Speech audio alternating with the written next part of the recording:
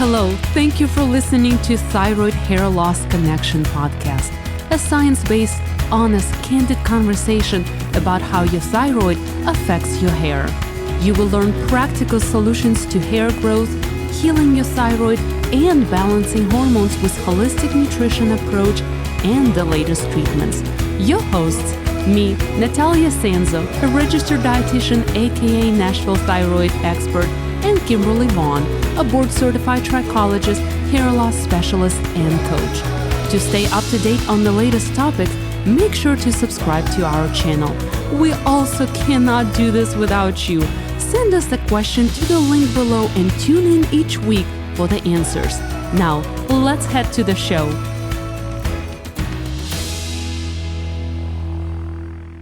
Hi, thanks for joining us. Today, you're going to learn a little bit more about the reasons behind hair loss thyroid connection and why we felt it was so important to begin this podcast. Nataliia Sanzo is going to share her personal journey, her struggles, why her hair became brittle and started falling out, breaking at the ends and just didn't look like it used to, why she started gaining weight. I think even up to 20 pounds, she said she gained. Why she was always cold. And the list goes on and on and on. And you can't see Nataliia right now, but I can tell you she has pretty amazing hair. So I think it's best if we start out today and let her share her personal experience. And then you can hear a little more about me. Nataliia. Thank you, Kimberly, for such a sweet introduction and a sweet compliment. So, hi guys. You may be asking, how did I get street cred around here and how did I choose this path? And honestly, Kimberly, I feel like I did not choose this path, but the path chose me because I used to be one of those dietitians who thought that diet and exercise were the foundation of health. Now, it all changed when I was diagnosed with Hashimoto thyroiditis. That's an autoimmune thyroid disease that happened back in 2016.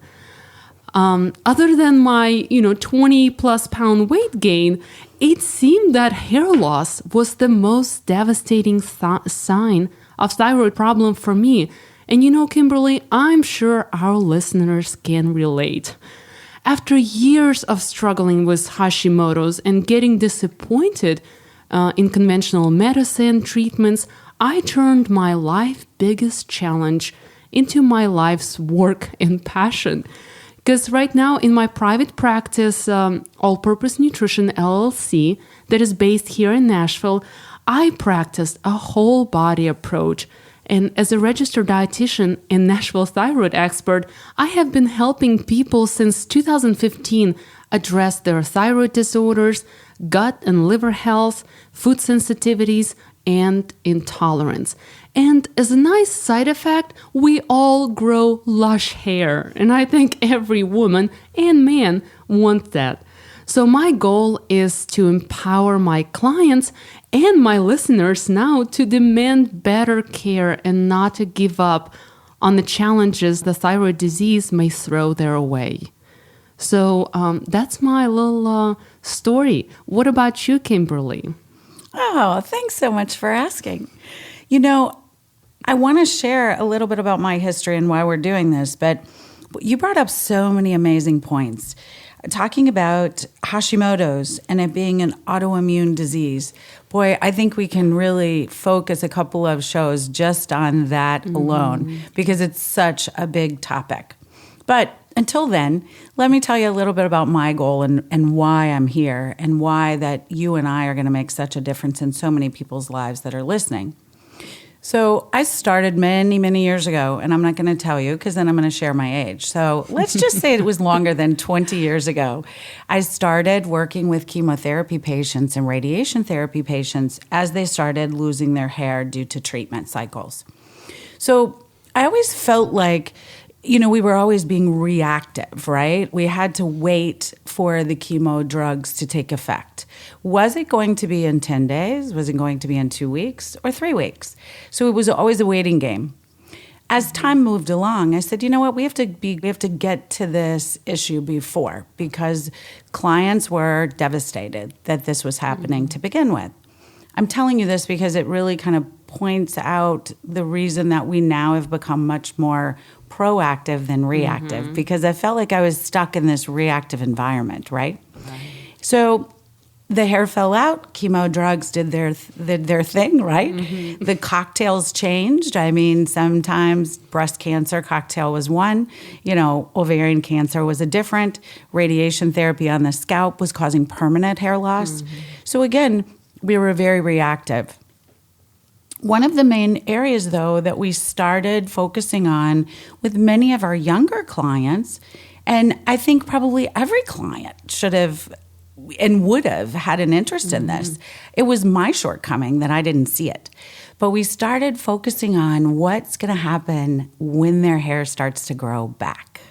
Once the drugs rid the system and we can start being really proactive about getting the hair back, we started focusing much more on that in the beginning of the procedure than at the end. Fast forward, today, we can honestly say that at HPI Hair Partners, and my personal passion is all about moving forward in progression. How do we get in front of the problem before it starts?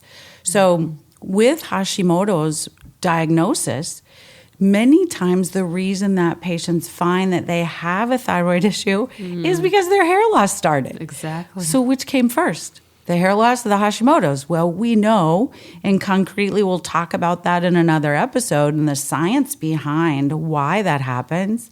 But we just wanted to make sure that HPI was on the cutting edge of holistic health and hair loss, and why the two are so important to look at as a partnership, not as a single entity of which comes first and which is second.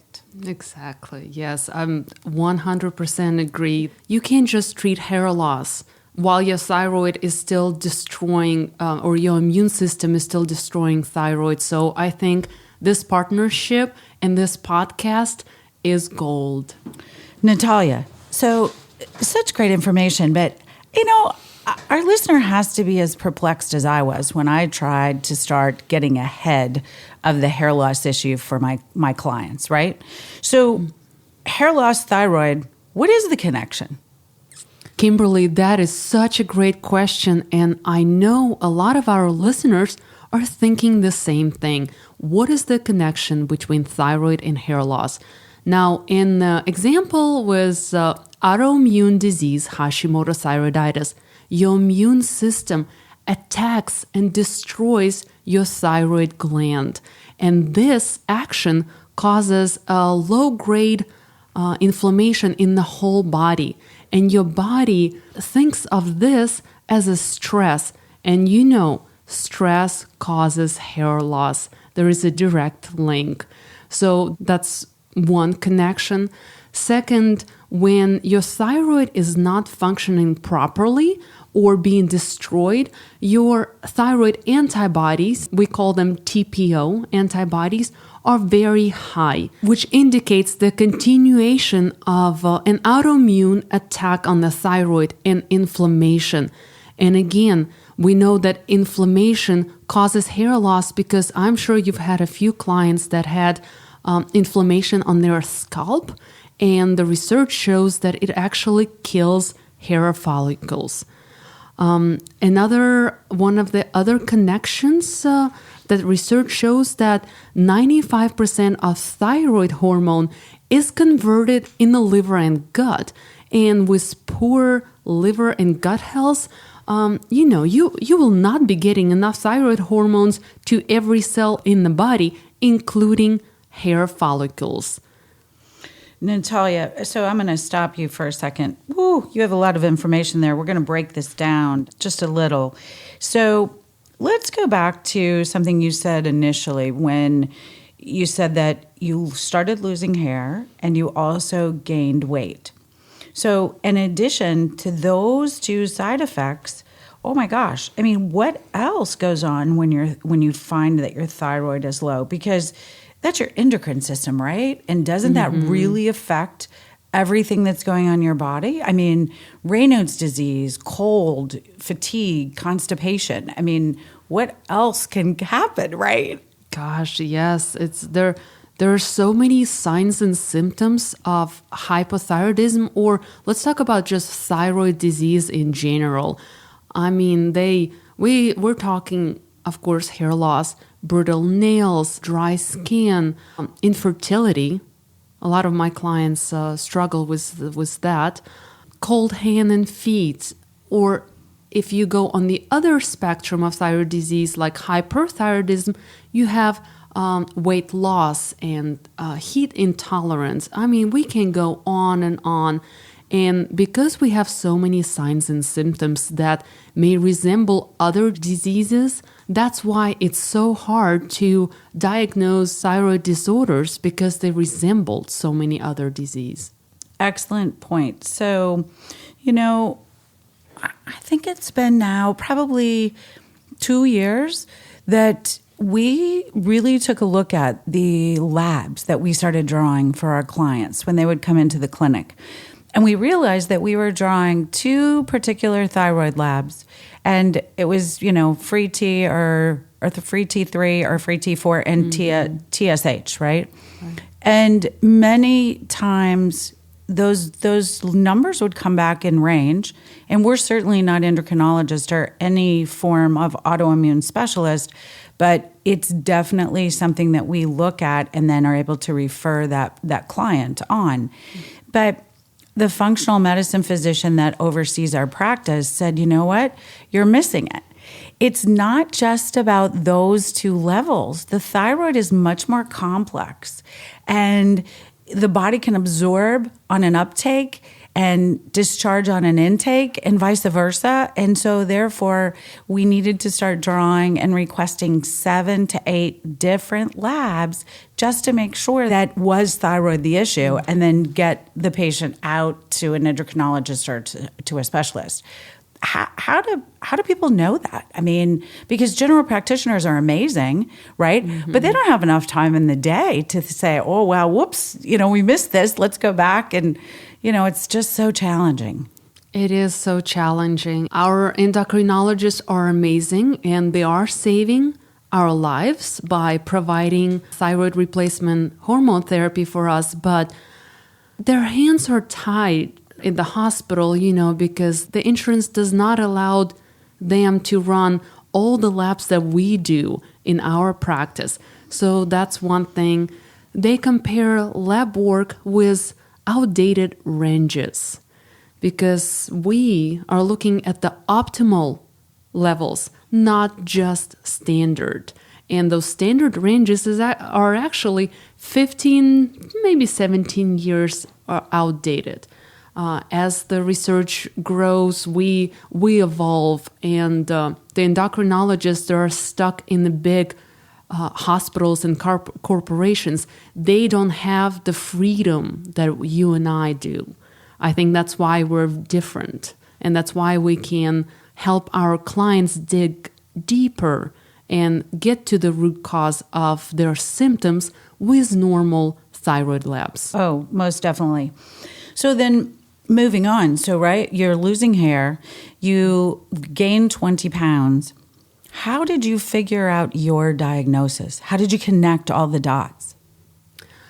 Well, luckily, because I have a medical background, I spent 5 years studying nutrition and the human body. I just knew that something was wrong. And the doctors kept telling me that everything was fine, all my labs were fine, but what they didn't or never checked was my TSH.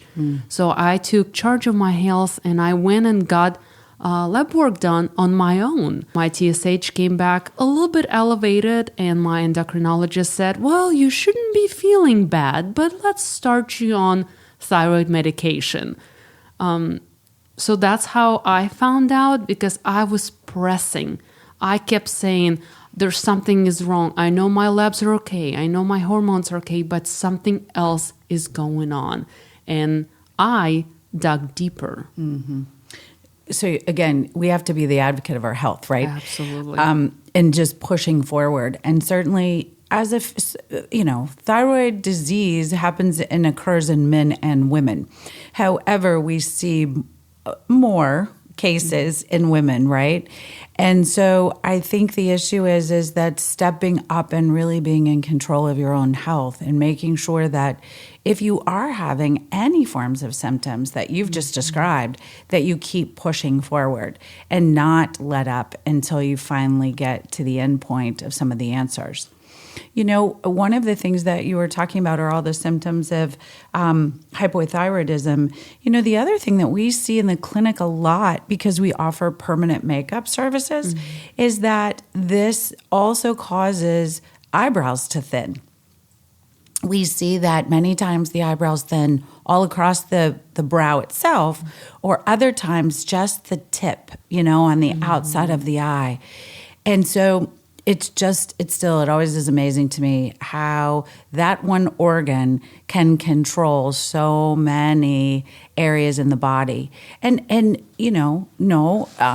It doesn't make a difference today that, your eyebrows thinning slightly. But sadly, if you don't pay attention to those little bells, as I call it, right? Or those little triggers that start to happen, they become nightmares. And then your system is totally out of shape and out of whack, and it takes so long to get back into shape. Well, now you mentioned that you started on medication. What if someone doesn't want to go on thyroid medication? Do they have options? Kimberly, this is such a great question, but every patient needs to understand that thyroid replacement is used to treat people with underactive thyroid, whether it's caused by autoimmune disease, radioactive iodine treatment for hypothyroidism, or surgical removal in the case of hyperthyroidism or thyroid cancer. We know that thyroid gland is responsible for, so many vital processes in the body. So leaving thyroid disease untreated or not taking medication can actually result in some serious side effects. For example, if left untreated, a person will start experiencing, let's say fatigue, constipation, mood changes, memory problems, muscle weakness, goiter, stiff joints, and of course hair loss. If a person has hyperthyroidism and stops taking medication, or doesn't get on medication, they will experience rapid heartbeat, increased sweating, anxiety, fatigue, tremors, and of course, one more time, hair loss. So I do want to say that if someone wishes to stop taking their medication or thinks that he or she is taking too much, I would recommend making a list of your symptoms and reasons for stopping your medication.